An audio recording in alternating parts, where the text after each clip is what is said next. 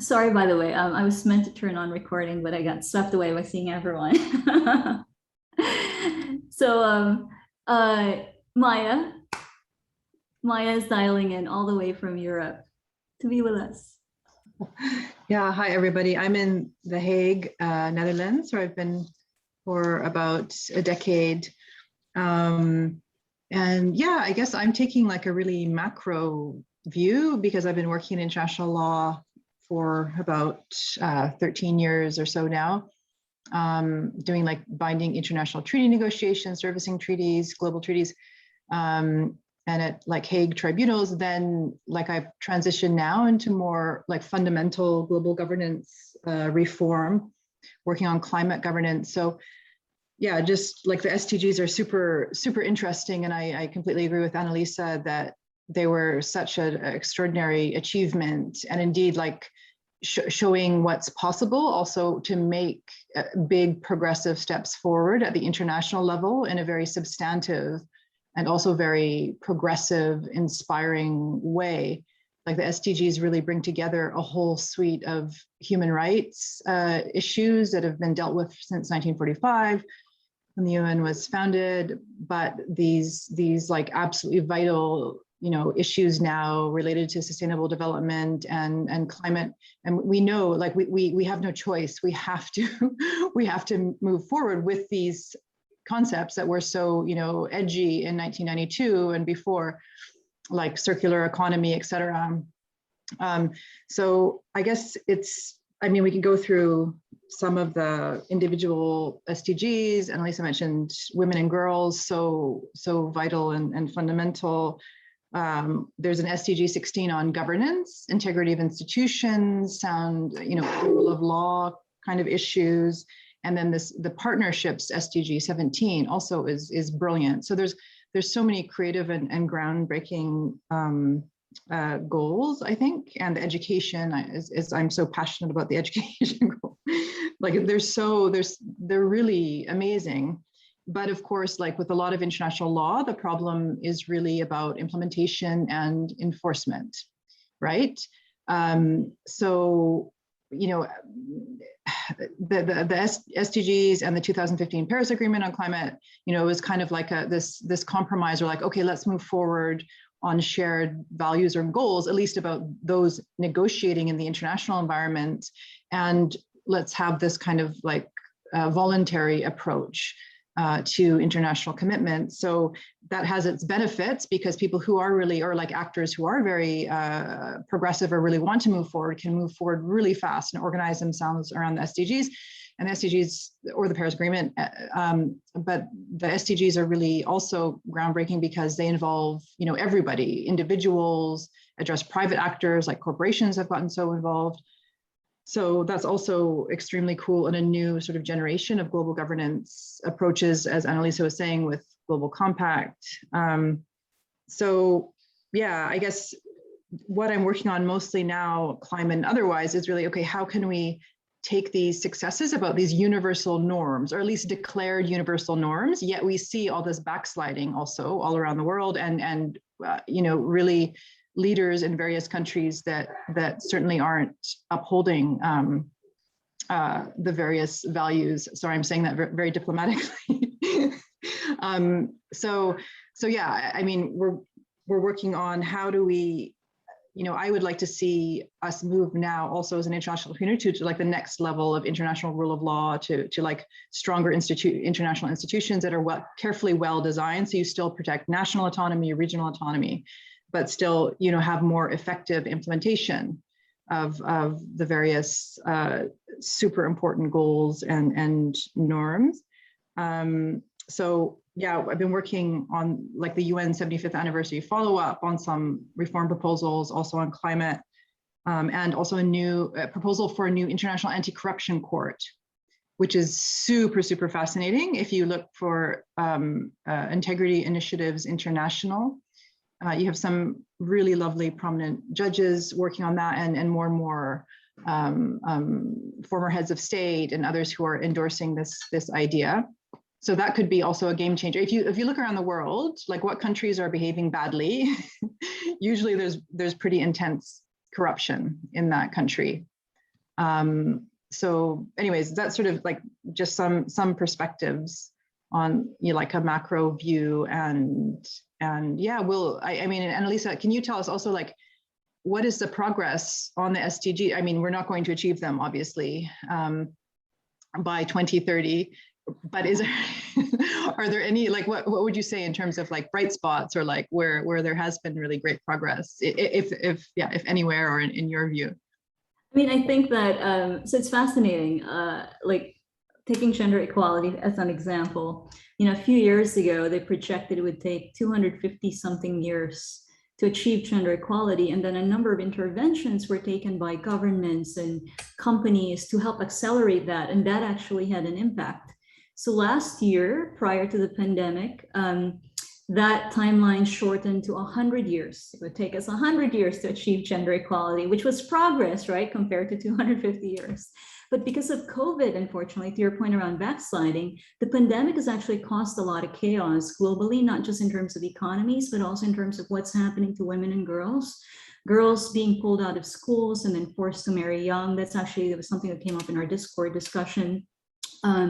You know, the rise of sexual trafficking and trafficking of women during the pandemic has been, you know, pretty insane, including in New York City, which is very sad, considering how New York is supposed to be progressive. And so now it's expanded, right, from 100 years to 136 years. And so I think the pandemic has actually created a lot of disruptions, and hopefully we can navigate our way back to, I'm not sure that the targets are meant to be achievable. I think it's important to set them there so people can race towards them and kind of use them as a way of pressuring, you know, actors all over the world to try to at least, you know, it's like an aspirational set of goals for how we think the world can be better. I feel like the UN, it's taken the UN a while to get to where we were, you know, as United World College students, and our own ideals and aspirations for the world. Like, I think if you had asked us way back when we were in Pearson, you know, what are the things we wish we, you know, we would see out there in the world? It's actually these UN global goals for sustainable development, having achieved that, right? So I find that in itself kind of heartening, that institutions, that the UN has stepped up to take global leadership on issues that really matter beyond peace and security, which are also important, into these more systemic issues. That the UN has taken a systemic approach, and that it's inspired all the member states to take more of a systemic approach as opposed to these siloed interventions. So I find this in itself kind of the paradigm shift in how the UN has approached this, and how it's really stepped up in leadership, to be heartening. And so I'm hoping that disruptions like the pandemic and the current humanitarian crises going on in different parts of the world are, you know, hurdles that can be overcome if the leadership, you know, stays its course. So I think, you know, the progress isn't so much around the targets, I find, but around the actual institution and the leadership that it's inspiring around the world. That I find heartening. So I'd love to hear everyone's thoughts. We'd love to, all of us are, you know, here to listen to all of you. So, you know, please step up and introduce yourself, and, you know, share your thoughts around this and any work that you're doing around this. Okay, I'll just go very briefly. My name is Müge Güher. I'm year 16. And my interest here is I want to get educated, actually, by all of you. I don't work in governance. I work in technology. And as I'm getting into more and more senior roles in technology, I'm trying to find out what can I do?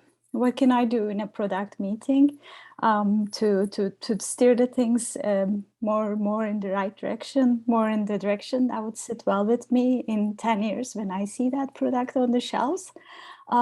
So I really hope to learn from you what I can do in my little space. Thank you. That's great. There's a lot you can do, especially with technology, because it underpins so many things. So thank you and welcome. Welcome. We love that. We're happy that you're here. Hussein. Yeah, I just jumped in. I'll second on Muge there. I'm in technology role as well. I wouldn't say I'm directly involved in, in the UN SDG, but I want to be more aware of what we can do. I would say my bigger, if we were to take this even to a bigger picture, it's like, there was mention about the ineffectiveness of our governance models in being able to affect this type of global change and global management of global issues. And I don't know, are there any movements afoot to try to evolve that forward? Because it feels like until we've got better, a better structure in which to actually achieve these goals, we're going to be stuck. So I'd be curious to know whether that might need to be the first thing we do in order to really be able to achieve these SDGs. Maya, do you have thoughts on this? Sorry. Yeah, Hussein, like I love it. Like it makes my heart sing that you're like talking about like improvement of global governance. It's still very rare for people even to make that connection, because also like the UN Charter negotiated in 1945, it was supposed to be like fully, thoroughly reviewed within 10 years. Within 10 years, most people don't need that. It was, it was a compromise to have the permanent 5 on the Security Council with the veto in San Francisco. And it was never done because of the Cold War. So it's sort of like an instrument that was supposed to evolve. Even then they knew it was supposed to evolve, has not, even though there's been a lot of international law developments, but like really key institutions. So yeah, so I'm working with a lot of like-minded people on those very issues. Like the Swedish foundation I'm working with is, that's really their mandate. Like, how do we improve our global governance to manage global risks? Like we must. So I put in the chat the book that 2 authors and I did, and it's like very thorough, but like, well, like it's like comprehensive. It's long, like 500 pages, but like dealing with different issues. So it's like, well, you could have so many kind of common sense reforms across a number of areas. So that book, like the Swedish Foundation is promoting this model. We're working with like-minded people, like these coalitions, like a global parliamentary assembly. Yes. Democracy Without Borders. I love them. They're so wonderful. It's a German organization now, and they have global, like based, but they have global partners. So there's actually quite a lot starting to happen, especially under the last U.S. administration. When things were particularly dire. Yes. Yes, and I mean, we don't know if it's going to get more dire again from a U.S. perspective. It could very well happen, but like especially in that time, like some of the European nations, like Germany and France, started this alliance for multilateralism. They're like, oh my goodness, holy bleep, we have to, do something. So I think, yeah, anyways, there are going to be trends, and like recently in some closed door meetings around the UN 75 follow up, some European diplomats in particular have been more like, okay, we have to seriously think about how to improve, but they need to hear from voices, like multiple voices. They need to hear from professionals, tech experts. So like if anybody wants to get plugged in, just like let me know, because I would so love to work with fellow UWCers. It would be so fun and great. I would very much enjoy that, and I agree. Like to some degree, it may not be possible to evolve forward from the existing structures. There may need to be a movement to create something brand new, and that the parliamentary or global parliament idea might be something I'd like to read up on and stay abreast with. Yeah, exactly. And the different pathways to it. You could create a body very quickly under like current provisions of the charter, or you could amend the charter slightly, or like there are options. There are a lot of different options, but like most decision makers haven't started to think like, oh my God, we have to do this. It's still sort of, oh, that's so like, we're just going to muddle along and let the crises hit us, or like, hopefully they won't. Yeah. So yeah, I put one of the We the People's campaigns, but I'll put the Democracy Without Borders link there too. Do you know if Annalisa and Ruben, do you know if these chat messages are something that we can retrieve after the meeting is done? I'm going to copy the messages and put them into a text file for everyone, and I'll append Okay. them to the video. So I'm just doing Thank that you. right now. Thank you, Ruben. Ruben. And I guess we could, if there isn't already, we can have it in the Discord channel. We could potentially make that our chat for Yeah, I this will meeting. post them there, Jose. As a Yeah, file. please Yeah. feel free to post them there later, Ruben. Thank you Mhm. so Yeah, much. no problem. All right.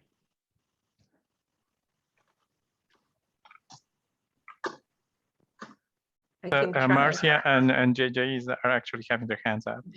You were there first, JJ. Go ahead. Hi, Marcia. Hi.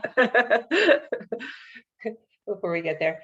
Hi, everybody. My name is JJ. I'm based in Toronto and am a researcher and campaigner affiliated with the labor movement here, the union movement. And just wanted to reflect, we have in our campaigning and our work, which is mostly at the company level, you know, use the UN Sustainable Development Goals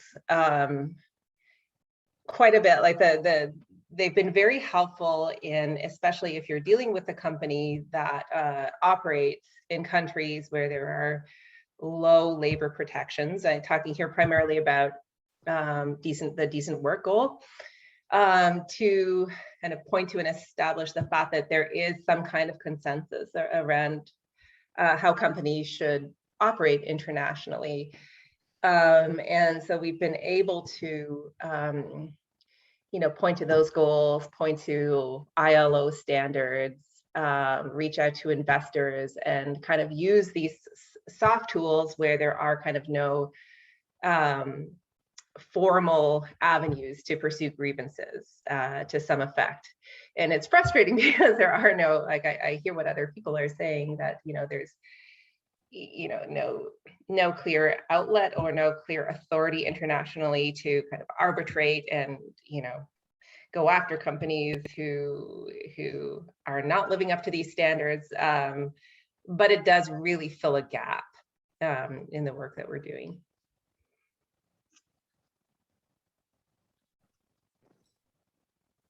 Probably how my did- turn. Go ahead, Annalisa. Sorry. No, go ahead. I was just going to say, how did you get into this work, JJ? How did you choose to, you know?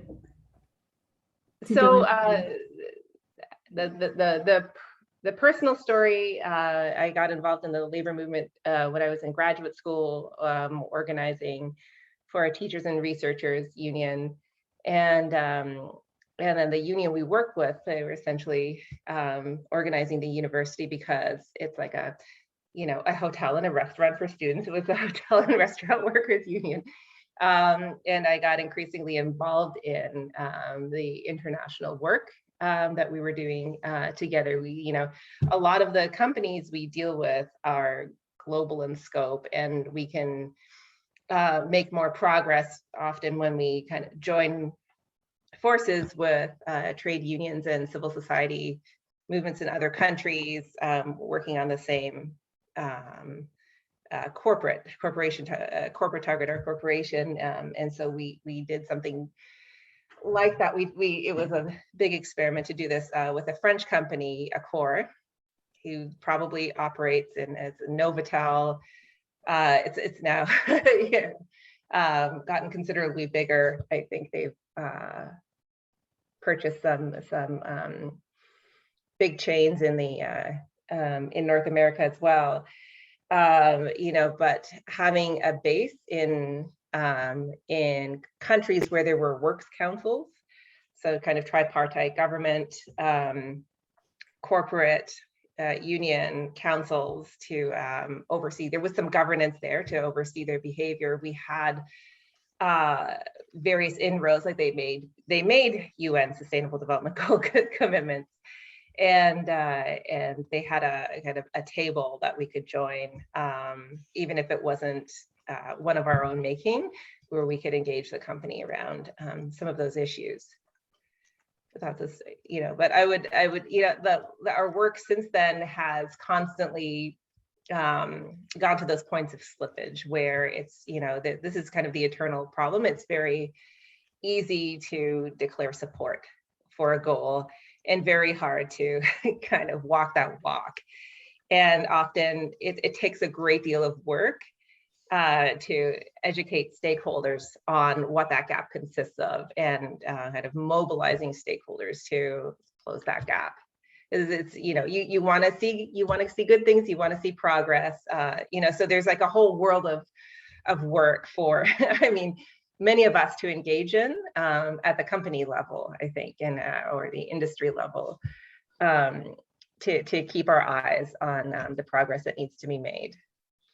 That's great, and it's important because I think all of us like to think we're doing great, but you know, once we make commitments, it's important to actually figure out where is the gap between what we say we want to do and who we aspire to be and what we're actually doing. And I feel like, you know, we are working with capitalist structures all over the world. There'll always be that tension between capital and labor, and you know, who has the power. Like I used to think these were all theoretical things when I was in college, and it wasn't until I got thrown into the workforce and been able to compare what happens in the US and in other countries that I actually realized, whoa, these are real issues, you know, and they're impacting real people's lives, and you know. So thank you. Thanks for sharing that. Marcia. Marcia, you're 17 from the Netherlands. I've been involved in healthcare and education ever since I stopped my corporate career about 15 years ago. And mom of 2 girls, in a country where over 60% of women are not financially independent if they get divorced or end up in a crisis with their male partner. And I actually spent the week before the reunion reading a book, which I've just checked on the net. My extra screen is here, so that's why I'm pointing that way, about phantom growth and how we, at least in our Dutch economy, recovered from World War II being a very socialist state where actually companies were being run as families because the company heads needed their workers to be involved in order to rebuild the company and to get a profit. And ever since the early 80s, we've moved to a more capitalist kind of model in which corporate profits have gone sky high. And we've been in a model where worker salaries and wages have been kept low in order to preserve jobs, making profits higher and higher and higher. And we're striving, the entire government is focused on attaining economic growth, although getting an eye for climate change as well. But why is economic growth this thing that we're still striving for? Why do we all applaud when economic growth is higher in our countries? And that this is an international competition kind of thing. So we actually have boards promoting certain areas of the Netherlands. So there's an economic board in Utrecht, which is half an hour by car without traffic from Amsterdam, where they have an economic board as well. And they compete in order to get companies to come to Utrecht or Amsterdam. And they're government funded. Why? And there's also this in the Phantom Growth book that I was reading, which is not there in English yet, but I'll watch if it will. There's also this thing about how with COVID, we've sort of discovered that the essential workers were many of the public workers, because that's what all of us need in order to get our trash out, be educated, get taken care of in a hospital and stuff like that. So, well, hoping for change for the better, but I'm not seeing it yet. As far as what I do, I work in a vocational college, governance, educational quality, and I'm also on the governing board of a social housing initiative in my town where we provide housing for the poor in the Netherlands who can't afford it themselves. And we try to make that as environmentally friendly, CO2 neutral as we can. That's great. Thank you, Marcia. That's You're wonderful. welcome. And very important questions that you raised as well. Someone had their hand up and I didn't see. Was it you, Gitta? Amanda, was it you? Someone said something earlier. Was that you, Amanda? Yeah, I was gonna say something, and it was about the point, and Alyssa, that you said, like, these overarching goals are wonderful, are amazing. Who wouldn't want no poverty, or who would say I don't want gender equality? Like, we're striving to the right goals. A couple of points on that I see in corporations is that now ESG goals. So, for example, I work for MetLife. So now part of our commitment is not just to our shareholders, but to the world. Like, okay, our CEO signed for the UN kind of gender equality pledge, and many other CEOs did. And there's other overarching goals that companies are getting behind and saying, yeah, we're part of it. And what we see is that when a company has the right ESG goals, their share actually goes up. So there is now this economic incentive to signing up for that.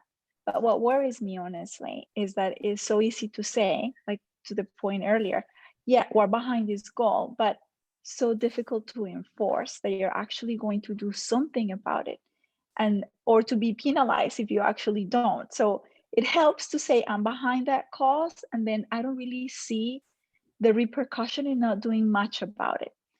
And I think I see the senior leaders all across the board saying these are the right goals. We want to do something about it at MetLife or the industry or the world. But at the end, it's in the action, not in the words, where the difference lies. And I think that senior leaders can talk about goals and strategy, but it's in people on the ground that where the difference lies. Because I hear a lot about the talk, but if we don't have people actually doing something differently tomorrow because that goal was set today, nothing is really going to change. And I think that's where, for me personally, that's where the work on women really kind of calls me, because it's something that I do that is on the ground, that I'm passionate about, that I not talk about, but do something about. And just that, like an example, when I joined this IT organization that I'm part of, and I know some of you guys are in IT as well, like we had 0 women who were senior managers. It was maybe 40% women in the workforce, but all of the senior IT managers were women.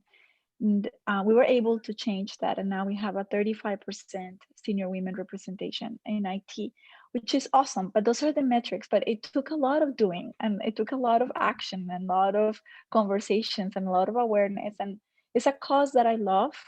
But I think it takes, yes, the philosophy, the goals, the strategy at the top, but it takes people kind of pulling their own weight and investing their own time to make sure that in their small microcosm, something changes. That is such an important point. And it takes a lot of energy, right? And commitment to like really sustain it, because it's not something where you can see the results overnight. You have to really, like, you've been doing this for years before you saw the results. How many years before you got to 35%? 4.5. Oh, that's actually pretty fast. It's pretty fast, right? It's pretty, I know, it's pretty fast. I know, sadly enough, but yes, it's pretty fast. There's some financial Well done. institutions I know that committed to gender equality in senior leadership 2 decades ago. And to this date, still haven't achieved it, despite throwing a lot of resources at it. So yeah, I'm glad you didn't give up on this and you're continuing this. And we should learn from how you had that like accelerated achievement, because 4.5 years, just for context, it's pretty fast. So congrats to that. Thank you, Annalisa. Thank you. Kira, and then Ruben. I wasn't sure in which order, but go ahead. I work in consulting in the Bay Area of California, and I'm looking, Annalisa, at the list of, so very local. We work with local government on projects that really address like numbers 1 through 12 in some way. But really we're focused on trying to knit together sectors to better provide services for the social safety net.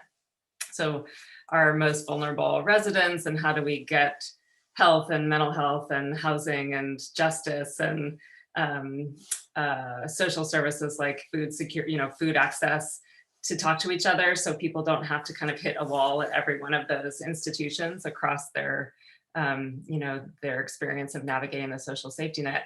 And it's really interesting to just see, I live in a place where there's some of the biggest disparity, certainly in our country, but probably then also in the world. A county across the bay that I work in has some of the poorest people in the US and some of the richest people in the US. And it's really, and I feel like I live in a place where we have the resources where we could solve these problems on the local level, and it's not even happening here. And we're supposed to be super liberal and progressive. So a lot of frustrations in trying to do this work. One thing I'm seeing, totally agree also with the comments about like, how do we have metrics that we hold people accountable towards? That's one of the things we're trying to knit data systems together so we could actually have data to support metrics, which is, one tiny piece of the puzzle, but would actually be able to help us hold people more accountable for progress. One thing I've seen recently is COVID kind of redistributing funds in a tiny way in the US, public health, as I'm a public health person, my background is public health. And even though I work sort of in health technology at the moment, and it's been chronically underfunded, I'm sure not alone in the US, but in a really serious way in the US. And COVID has at least raised our awareness about the need to work collaboratively on huge problems. And I just wonder if others are seeing that with sort of the policy realm, either COVID or other kind of climate disasters that are making it really hard to ignore the need for new alignment and new teeth behind our international institutions. Maya had her hand up and may probably be able to address that. I think it was Ruben was first. Yeah, no, did you want to respond to what Kira just said about, sorry, yes, Ruben was gonna comment. I can just hold my question for the group, and yeah, there were others who wanted to jump in as well. Okay, Ruben, thanks, Okay. Kira. Very important work, Kira. Thank you. Thanks, Annalisa, for organizing the session. I think it's very interesting what you're doing and to hear everyone's opinions on this. I come from a different, let's say, industry in that case. I'm a professor and I do operations research, which is basically mathematical models to help decision makers. And I've been interested in applying these models to healthcare problems, and in particularly to vaccines. So I've been working for the last 10 years in developing models that make vaccines more affordable, but more sustainable in the sense that they are also profitable. So without profit, the vaccines cannot be actually stay in the market. So I've been actually working, developing these models to create a different framework, how to make pediatric vaccines more affordable in that case. And through this work in the last 10 years, I've been also got in contact with the Bill and Melinda Gates Foundation, who supported the salary of my graduate students, my doctoral students, and we did some very interesting research. And so we do believe, and we are convinced that we can make vaccines cheaper where they need to be cheaper at this point.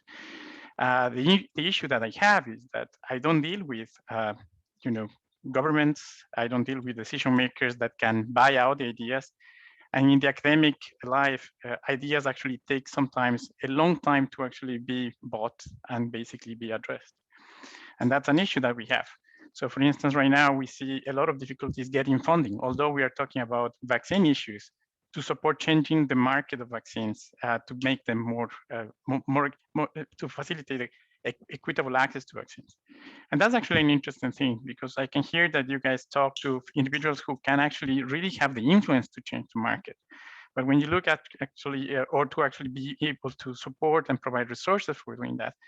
But for those of us who are actually interested, for instance, in sustainability, in the goal number 3 in this case, but we're trying to actually address an issue of making something much more affordable via the operational part of it, the logistics of it. It's very difficult to basically make the connections in that case. And so I was fortunate in 2019 to actually be doing a sabbatical at the UNICEF Vaccine Center in Copenhagen. And I was glad to meet Gita there and some others in that case, but it was eye-opening. Because when COVID hit, I was in Copenhagen in the unit that is actually right now buying the vaccines for the planet.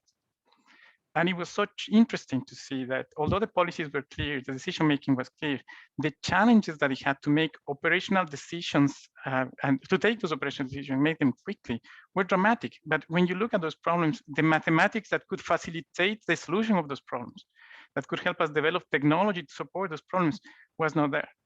So right now I'm actually working to trying to seek funding to develop, to address 6 or 7 problems that we identify that will help them actually deal with these kind of emergencies quicker, faster, and simpler in that case. But still, it's the issue of convincing people that it's worth it in that case, right? And that's actually an interesting aspect of that. And one of the things that is fascinating of it is that it is hard for a faculty to recruit graduate students who want to do research in particular problems. That traditionally the research has been dealt with, ideal problems that develop new theory in that case. But when you actually bring a problem that is related to these goals, the students just come like flies. They're eager to work in. They're eager to actually address those problems, to be creative. The problem is we don't have the funding to actually support them at that point. And we have to actually, do much more work to get someone to pay attention to them. So it'd be fantastic if we could actually put some links or resources for some of us or for universities to actually support with completely different ways of looking at the problems that you're actually dealing or that decision makers are dealing, to see if we can actually contribute in different manner in that case. And I believe totally that the academic community in sciences, engineering, and technology in that case, given the opportunity, will be very eager to actually look at those problems in a different way. I think there's a disconnection between scientific communities and public policy in that case. And whatever we do here, for instance, what you did right now, Annalisa, bringing everyone together, needs to be done across the borders. And what your foundation is doing is wonderful in that case. But sometimes, for instance, academics in different areas are not invited, not participating in that case. And it's not necessarily that is discrimination, to call it that way, it's the lack of coordination of incentives. If we were able to align incentives for different communities and different stakeholders, we may actually have a much more open discussion and sharing resources properly.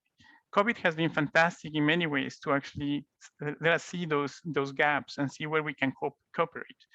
And I think that's actually something very unique to do.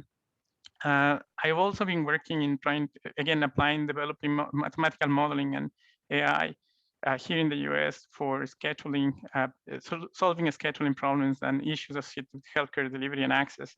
But what we actually been doing with some students is actually redesigning the healthcare system. So we've been looking at bundle payments and how we optimize bundle payments to make this coverage affordable. But what we actually hit in this is that you have a model from public policy that is being built as, from the public policy perspective. But when you look at the engineering of it, it has a lot of gaps. And those gaps are frustrating for many and basically opposed fostering development. But they are fascinating for mathematicians and engineers, which can actually start tweaking and see we can actually make it better in that sense. So again, it's an interesting opportunity to see it. But it was affected by the government of that who shall not be named in many of the initiatives that we had. And that's actually fascinating because these problems, although, as I mentioned, in this example was global, it was local, but we could see the same impact across the globe in which if we were able to come up with a model that helps them address the issue and deploy it anywhere, it could become a global solution in that case. And those are some of the things that are there. It's actually quite interesting to see. Thank you so much, Ruben. So you spoke about the alignment of incentives being a barrier to, to having optimal academic community participation. Can you flesh that out a little bit more? Like, what would enable, the academic community to rise to its full potential when it comes to, helping tackle some of these goals? Is it a funding issue? Is it a? It is actually an interesting thing. So academics, at least in the US, are driven by a few things. So initially, we are basically have to get tenure. So we academics actually get a contract for 5 to 7 years to achieve tenure. And after that, when you have tenure, your incentives change. But typically where we are paid, but we have to seek funding to support our graduate students. So in the US, we pay your graduate students. It is the faculty who has to reach out and seek funding to give them scholarships. And we are not trying to do that, but we have to do that. And so that's one thing. And if there is funding, you try to secure funding that's accessible. But as we would see, there is not enough funding for dealing with the sustainable development goals per se, for those who are not in governance in that case. And that creates a challenge. The second thing, for instance, is we are basically measured by publications in that case. But again, many of the publications, at least in the academic community, are basically in silos. So it'd be interesting to have a forum that's multidisciplinary that allows actually to address the concerns and interests of, a broad audience in that case. And those are some gaps. And finally, what is interesting too is the fact that in academia, one of the incentives we have is also the ability to present our work and share our work. And it has been very difficult for us, for instance, when we want to show a technical solution, to find the venue, let's say at the UN or anywhere else, where we can share that technical solution and basically share it with the details we have. Those venues are not necessarily aligned with that. And so there is a need, we are lost in translation, right? It'd be interesting if we have an intermediate that allows us to actually share our ideas or share the things that we find in our communities to those who actually can effectively make the change. And that disconnection, at least for me, was very evident when I was at UNICEF, at the UN, and at UNICEF in that case. They are wonderful people, very open, the closest I've been to a PC experience in that case. But the disconnect between the technical needs with the technical solutions that existed was brutal, right? And it created a whole gap. So there were opportunities that were missed. Wow, great. Thank you. That's very insightful. Thanks so much. And thanks for all the great work that you're doing, Ruben. Maya. Yeah, exactly, Ruben. It's amazing. You're doing such great work. Exactly. It's really heartening to hear. And I was just going to mention there is this amazing network of universities or higher education and SDGs. I'll try to find the link or connections for you. I can't find it now, but I'll message it to you later or something. So, and yeah, I saw a presentation by them recently, by the partners in the various academic institutions, and it was very impressive. So I'm sure it's not a huge network, just given because of the academic cultures and inertia, but there might be some really, really interesting connections there. And also in terms of the funding, they might have some leads in that respect too, like just, yeah, common problems probably across different areas. Yeah, and sort of academic innovation, bringing it to international organizations, super interesting, great. Yeah, I'm trying to think of, yeah, that's a huge project, but like a really good, like an amazing project. Yeah, I hope maybe, yeah, maybe we can collaborate in the future somehow, because that's exactly what we need. But sorry, did Kira, was there a question Kira had? Annalisa, I'm sorry, I missed, or Kira. Yeah, Kira had a question. Said there was a question that maybe. Yeah, go ahead, Kira. It's kind of related to what Ruben was talking about, has COVID kind of invigorated some redistribution of funds back to problem solving, and Ruben, you were talking about how can we get support for graduate students to do innovative work. Public health departments that are public in the US have been chronically underfunded, but are finally getting like a big infusion of funds this fall, to not only to respond to COVID, but to what you were saying, Ruben, to like, how do we prepare for disaster response or emergency response or pandemic response in the future? That's the job of a lot of our public institutions, and we're not really equipped to do it. So we're seeing a tiny bit of that. And I'd just be curious if people are seeing that in other ways or in like global policy to acknowledge that both with pandemic, climate change type disasters, we really do a multilateral response. In general, it's super, super reactive. It's waiting for the crisis, waiting for the problem, and then reacting, and then trying to throw like a little bit of money, or like, if you're lucky, make a collective effort to put more money into it.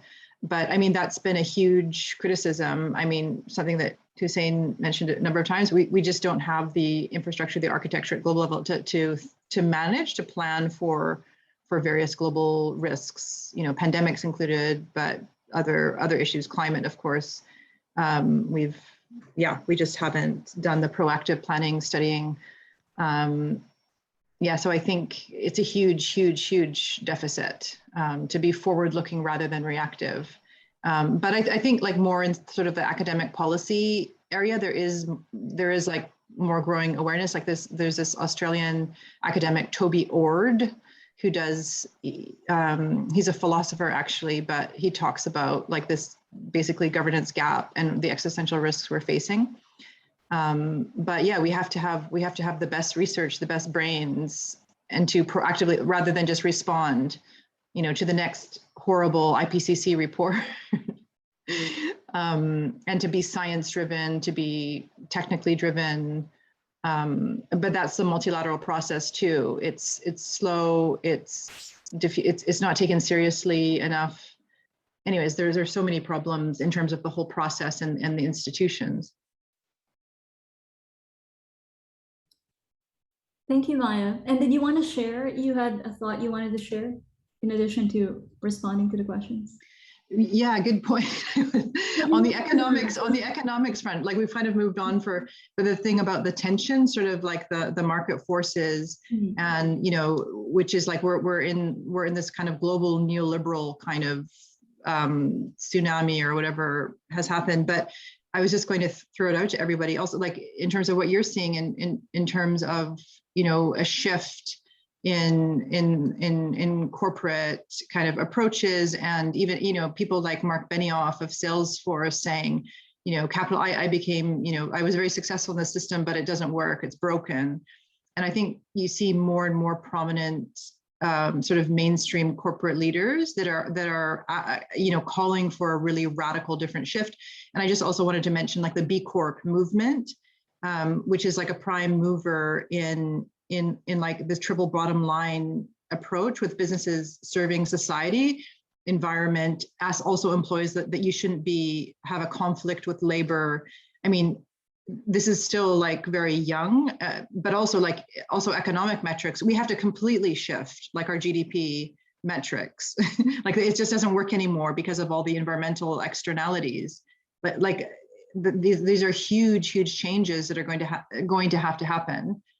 Again, it's early, but yeah, I just wanted to see if anyone else was seeing such trends or on the sort of the huge economic shifts that absolutely they just have to happen for a whole host of reasons. You mean like how should we restructure capitalism? When I was in college, I had long debates with my professor around the GDP, to your point, because I just didn't really feel like it intuitively then capture real growth. I mean, real development in an economy if there are all these costs that aren't really accounted for. End up holding the country. Yeah, I mean, exactly. I think there are a whole range. I mean, it's conventional use. It's made up out of air. Not out of air, of course. Like there's something measured in GDP, but exactly, what are your goals? What is the goal of your economy? Is it material wealth accumulation? Okay, but what if you're undermining the basis for that wealth, like in destroying like the ecosystem services? Then you can't have that system that you're trying to account for if you don't take into account the ecological dimensions. And then you want human well-being. Is that your objective? Or maybe it's not. Maybe. Yeah. Well, to your point, what's fascinating is the founder, Jeffrey Sachs, who's this economist that I studied in college, ended up running the Earth Institute out of Columbia, and was one of the main, academics behind the Millennium Development Goals, and created a Sustainable Development Solutions Network, to support the sustainable. He also came up with the World Happiness Report and Index, which then measures countries. It's sort of an alternative to the GDP as a measure of progress. And I think that, it can sound hokey, right? But what's fascinating is it's gaining traction everywhere. Harvard Business School's most popular course is I think it's like the science of happiness. And actually Harvard created an entire center around well-being and happiness, and mental health is a huge focus. And so I think you're seeing well-being surface.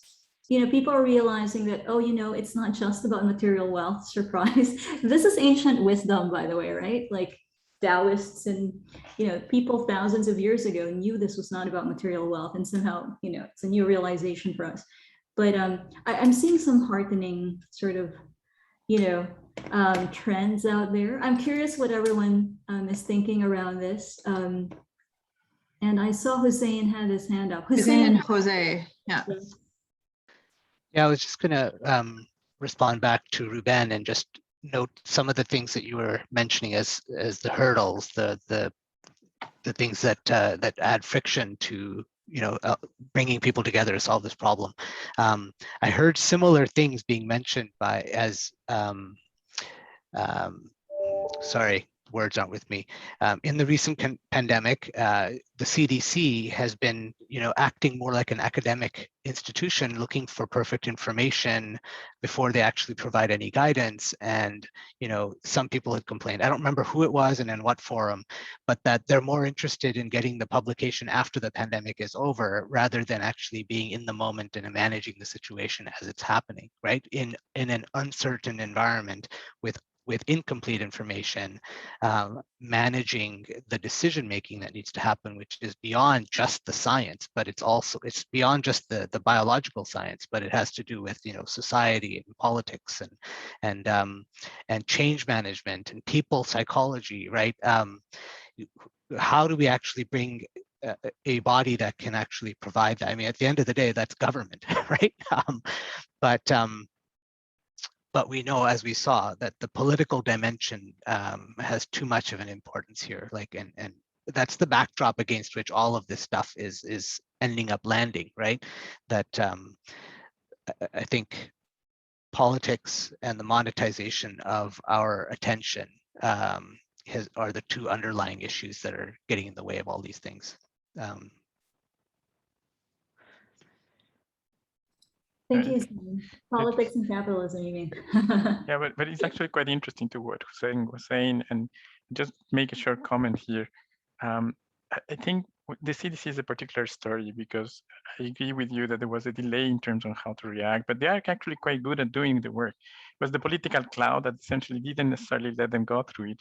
But one of the things that is fascinating is that in COVID, the amount of knowledge that was developed on the COVID virus and the pandemic itself is actually more than 100 times the amount of knowledge and publications that we actually have for TB, for tuberculosis, although tuberculosis has existed with us for millennia in that case. And that just shows how much progress we can make if we decide to collaborate. The issue again happens on how do we get the best ideas, or any idea, to the right people.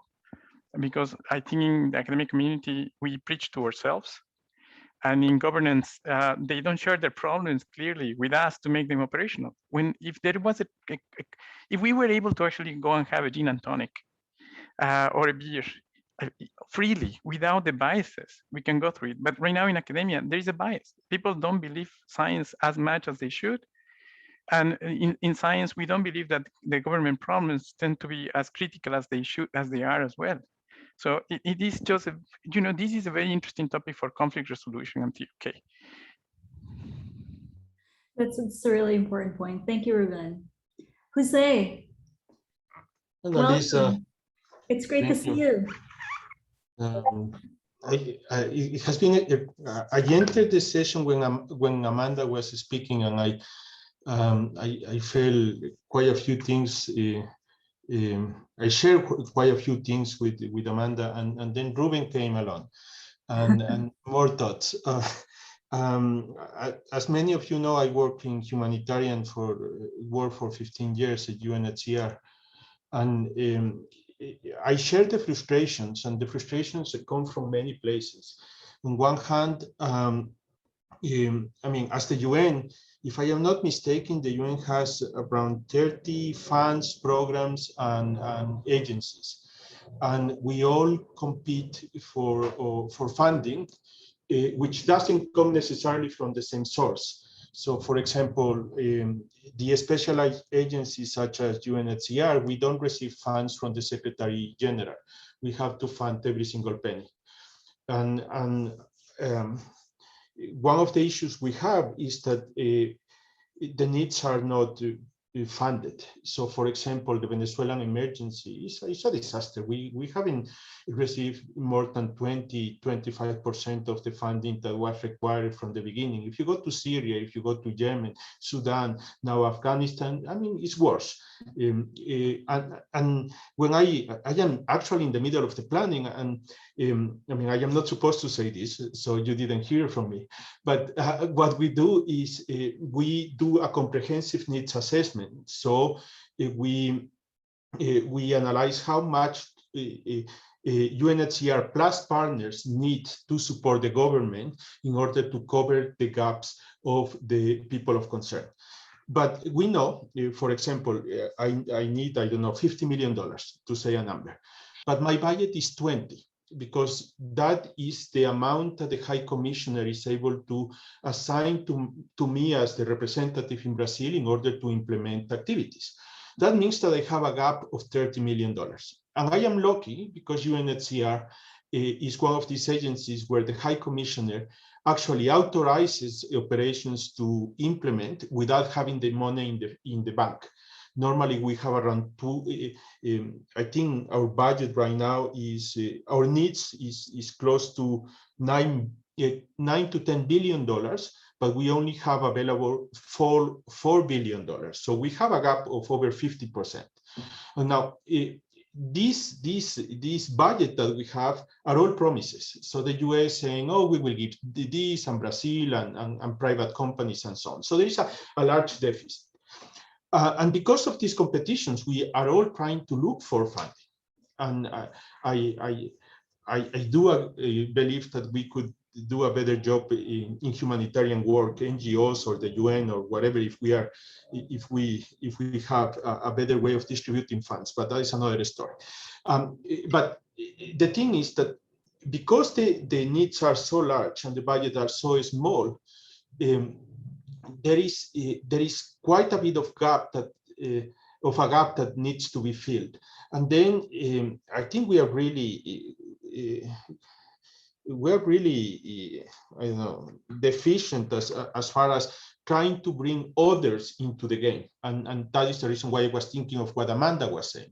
So how do I bring, I don't know, Sodexo or Carrefour or whatever company in order to, not necessarily to give me money, because I don't want that money, but I want Venezuelans to be able to socioeconomically integrate in society.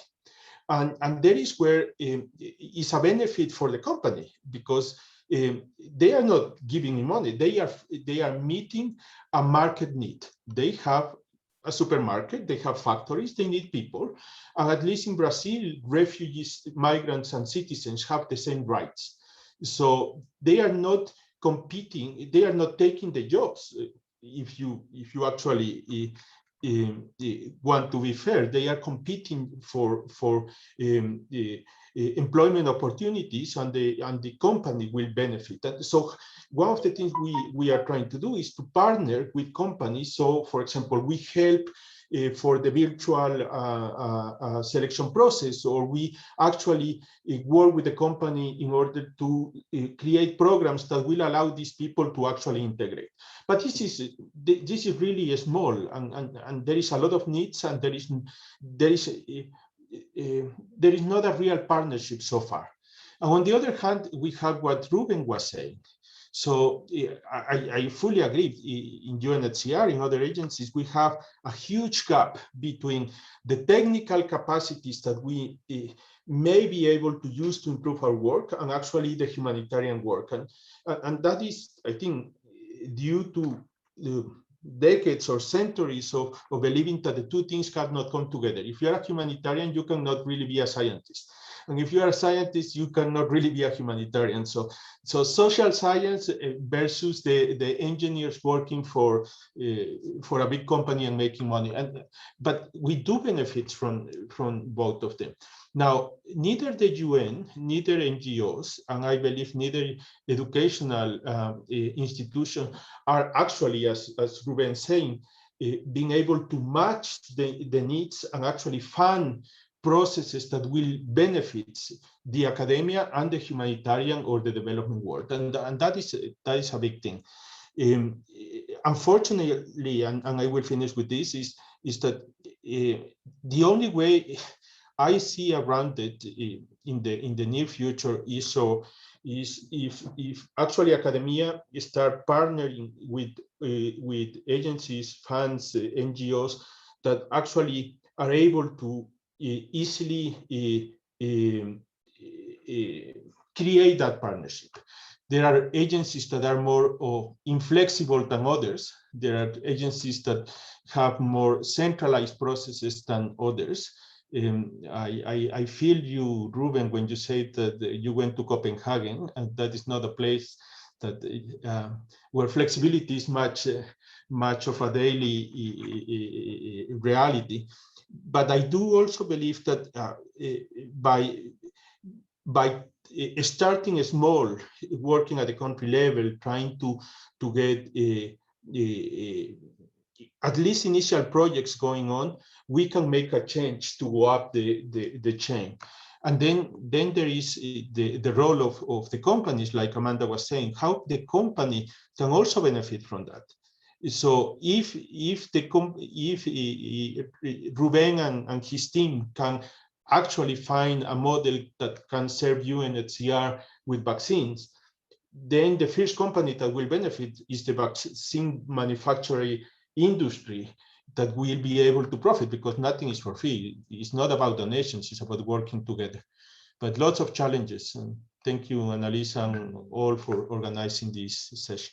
Wow, that's amazing, Jose. How do you stay strong amidst all this? Because it sounds overwhelming. You have such important work to do and continually underfunded to do it. Like, how do you make it happen? I'm just curious, like. I mean, we try to do the best. Fortunately, people are really committed. And what we have to do is I think what Ruben is doing and others are doing, trying to get every penny we get and try to see where is the best place to invest. And partnerships are key. Without partnership, without working together as a whole of society, is impossible. I think we all are doing our part. We just need to put the parts together if we want to move forward. That's great. Well, stay strong, Jose. We're behind you. You're not alone in this. So I'd love to hear from others who haven't spoken, perhaps reflections, your own work, thoughts, questions. Paula, Caroline, Gita, Ed, floor is yours.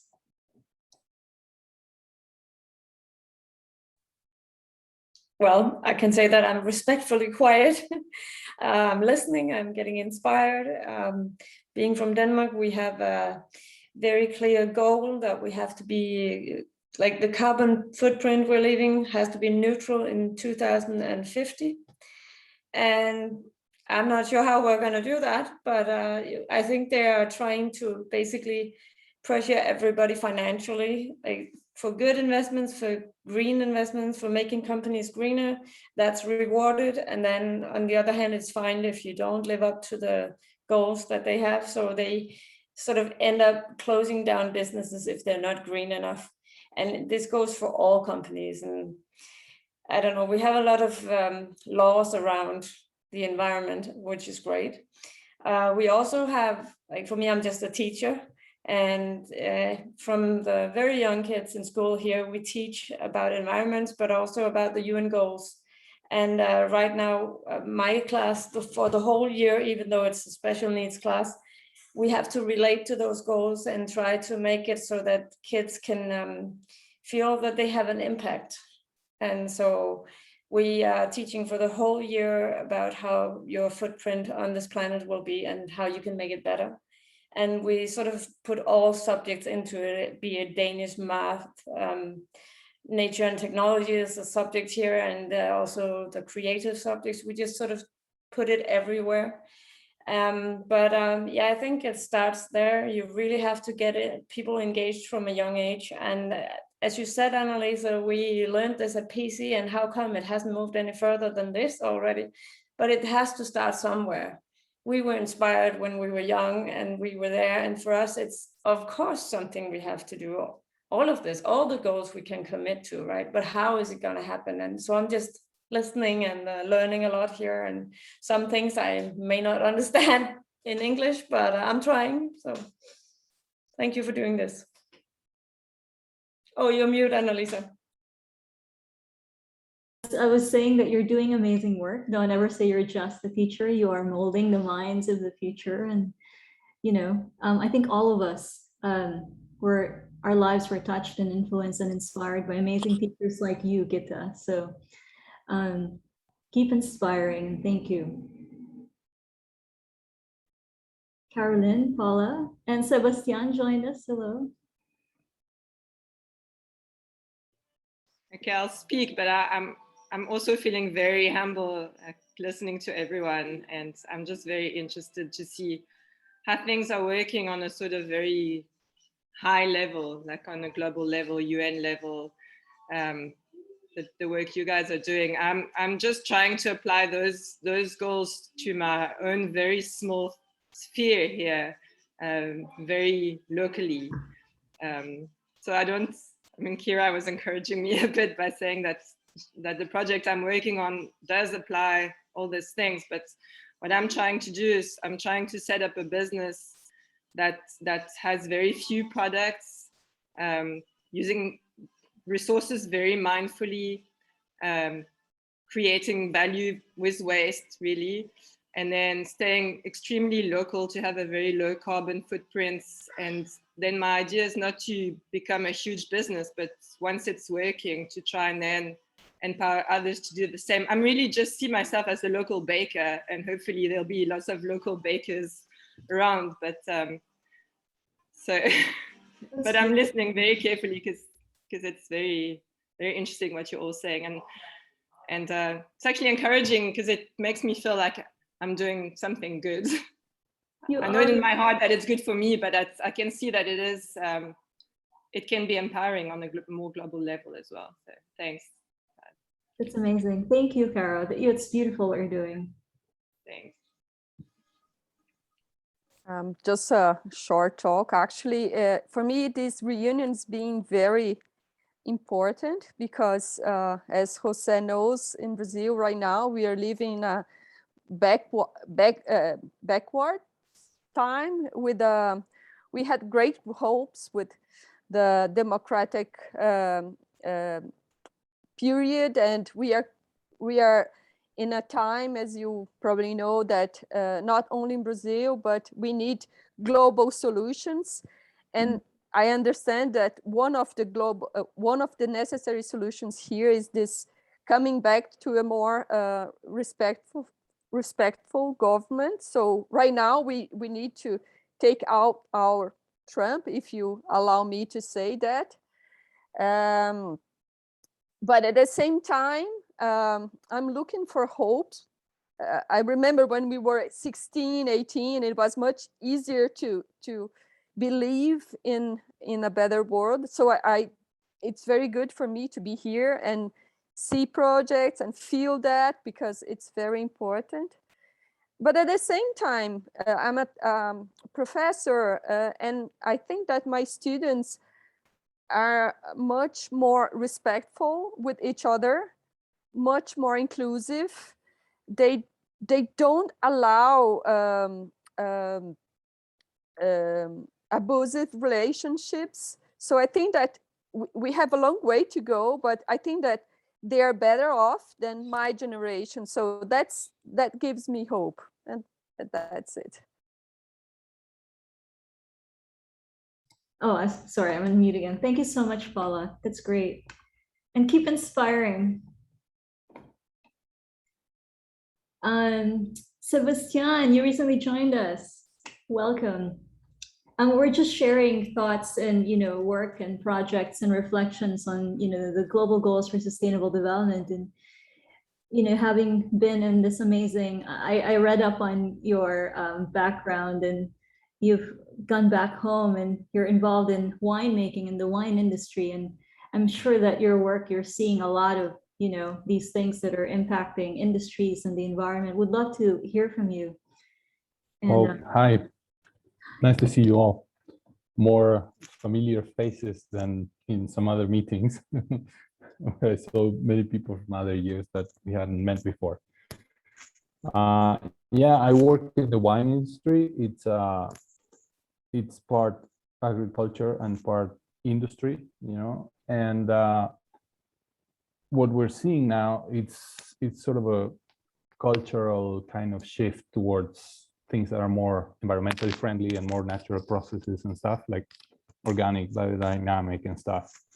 But still, there's a lot of, I work in the part of logistics, you know, and procurement and exports and imports and stuff. There's a very, very long way to go there, like in terms of impact, in terms of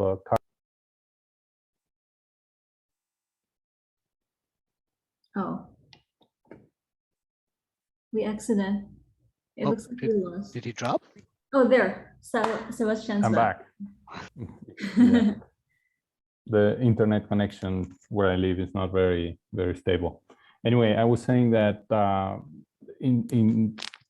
hasn't been so much advancement in you know, international transportation and stuff. Like carbon footprint, our carbon footprint is probably, you know, it hasn't changed much in the last few years, and unless there's a leap in technology, there won't be a change in our carbon footprint in the next few years. As long as people keep, you know, demanding stuff from other countries, and it's cheaper to get your supplies and your raw materials and stuff from places that are very, very far away, you know, that's going to be really expensive for the environment, and it is right now. And in the past year, it's been even worse. The COVID crisis has had an impact that no one foresaw before, which is a very, very significant, how do you say, unbalance in the international trade, in the movement of containers and goods, because countries were closing at different times.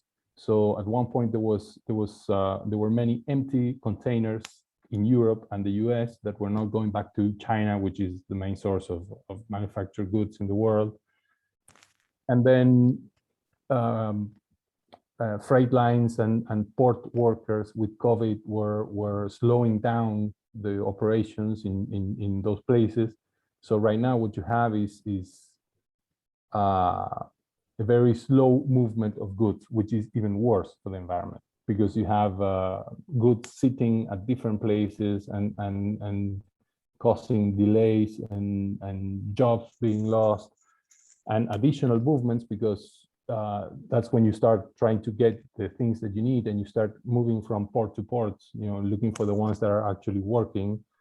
Recently, last week, a very important port in the south of China closed because of COVID cases, and everything had to be moved there from Ningbo to Shanghai and stuff.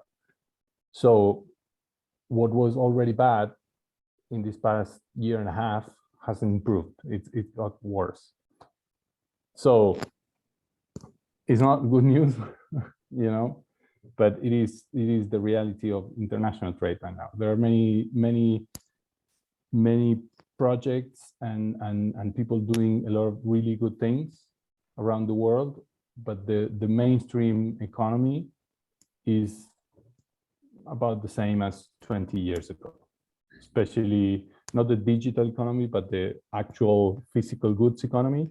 It's the same as it was, and it hasn't changed a bit. And it's got even worse because, you know, people are getting wealthier, which is very good news. People are getting higher standard of living in many places, especially China and many other places that, you know, are densely populated and are becoming economically more powerful. But that means more consumption, and that means a lot more stress on natural resources, on transportation, on, you know, and it's really hard to say to people, no, you cannot consume, you cannot get a better life. I mean, why wouldn't they? They've worked hard for that. But the impact of that the global impact of that is, we're going to be seeing it in the next few years, and it's not good. It's not going in a good direction. And not only that, it's speeding in the wrong direction. It's going faster and faster every time.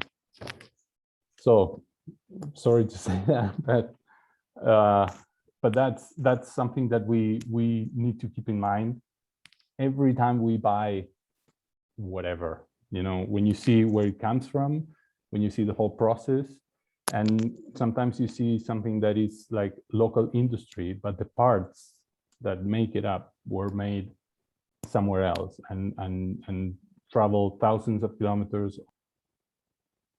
Oh, we lost Sebastian again, but it's good to have. Oh, there, Sebastian, you're back. It's great. Back. Anyway, I just rounded up. I just want to thank you for giving us a reality check, because I mean this, I guess, underlines the gap between what global leaders and national leaders and corporate leaders set as goals and ambitions and what actually ends up happening in the daily operations of a lot of business and industries. And there's a huge gap that we need to close. You know, we're coming to the end of our session, but this is, I think, you know, I feel like for us, this is just really the beginning of a conversation, because a lot of us and all of us are really involved in all of these and are clearly passionate about this. We will actually have a similar session that we're opening up Pearson College alumni-wide at our upcoming annual Pearson Alumni Reunion and Festival, which is kicking off on September 17. So it'll be that weekend, September 17, 18, 19. Ed and I are working on that, and anyone else interested in working on that, you know, you're welcome to. And so we'll invite everyone here to kind of participate in a broader alumni conversation. So everyone from year 1 to 47, is that the year that we're in now? Yeah, 47 years of Pearson alumni. And because there, as you know, there are lots of us that are working on different, you know, different aspects of this.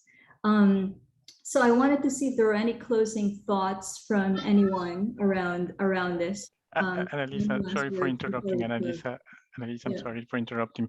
I think we need to cut the session now because we have Lorenz Memorial starting just right now, and people will start getting into this room. So if you don't mind, I will close the session. Okay. I'll leave everyone, and I'll invite you to join us to Lorenz Memorial in the same link and password, so that I can record this session, and then please get into Lorenz Memorial. Hussein, you're starting Lorenz session. Great. Thank you so much for being part of this. Thank you, Annalisa. I can start for convening us. And Nice to talk to you all. Thank you, Annalisa, for putting it together, and everyone for coming. Thank you. Back to all of you. Thank you. All right. Thank you. Thanks, Ruben. I'll close it, Hussein, and then you can